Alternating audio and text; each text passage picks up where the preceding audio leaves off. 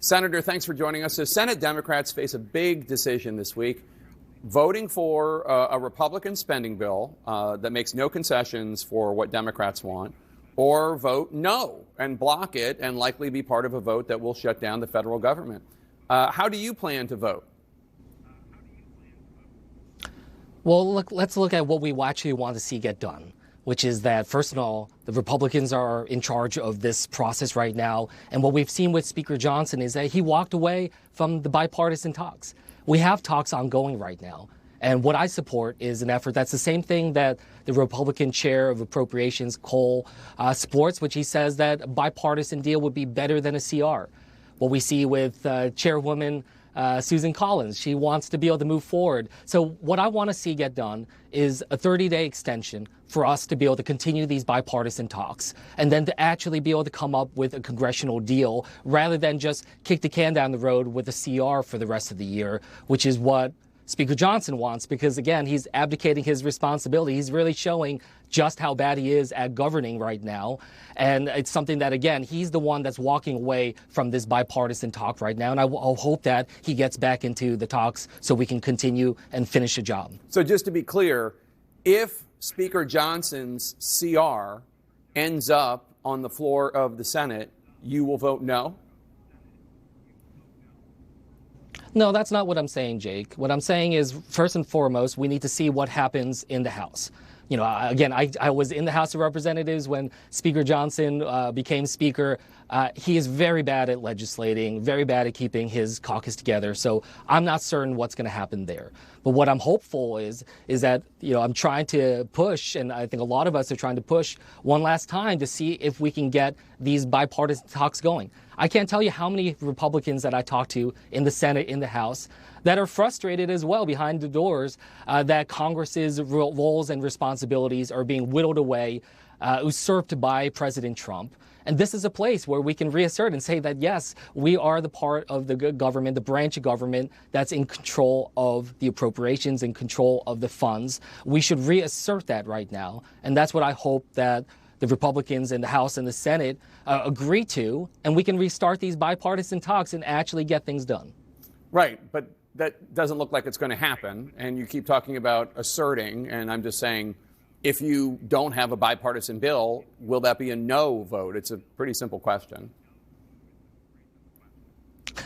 Well, it's not simple yet because we don't know what the House is going to do. So, again, I'm going to see what happens with the House going first, and then we'll see what comes over to the Senate, if anything. But I still do think that there's an opportunity here to try to push. I can't tell you how many Republicans in the Senate are frustrated with this process, want to see us actually go forward. I mean, when we are worried about what's happening with defense spending, in terms of what's going to happen with the CR, when it looks like, you know, what we see here is handing over of the keys to the castle in terms of where the direction of funds go, that's where Congress's role is. So, Jake, what I'll say is that, you know, we'll see what happens with how the House moves forward, but there's a lot of frustration on the ground in the Senate. And I think that there is still an opening for that 30-day extension and for us to actually be able to get a deal going forward. They're very close. The negotiators are very close to a top-line deal. And I support Senator Murray and others pushing forward for that. Let's talk about the president's speech to Congress Tuesday night, and more specifically the reaction of some Democrats, House Democrats, on the floor of the chamber. In addition to the extended interruption by Congressman Al Green waving his cane, House Democrats protested the joint address by they wore matching colors, they held up paddles with various messages on them. Your colleague from across the river there, Democratic Senator John Fetterman from Pennsylvania, he called the protests, quote, a sad cavalcade of self-owns and unhinged petulance. It only makes Trump look more presidential and restrained. We're becoming the metaphorical car alarms that nobody pays attention to, and it may not be the winning message, unquote. Is Senator Fetterman right? Well, you know, this was the third time that I was in the chamber for President Trump giving an address to a joint session, and it's just getting worse and worse. And it's just, you know, look, what Trump is very good at doing is bringing the rest of this country down to his level. I mean, when we see him start off with just a barrage of personal insults to people, including people in the chamber, you know, he is certainly somebody that set a tone where he is uninterested in civility in this country in terms of how we proceed and be able to engage with one another. And I find that to be really insulting. When I get to work a job, he works a job. We work jobs whose job descriptions are in the Constitution of the United States. That should push us to hold ourselves to the highest of standards. So yes, President Trump is bringing the rhetoric and the discourse and the civility in politics down.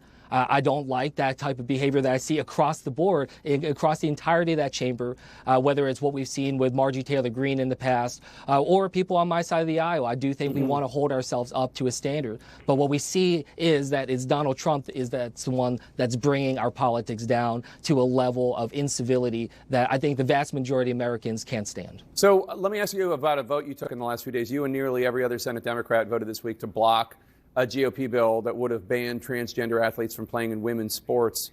This happened the same week that California Governor Gavin Newsom, a Democrat, broke with fellow Democrats and said that in his view it's, quote, deeply unfair to allow trans women to play in women's sports.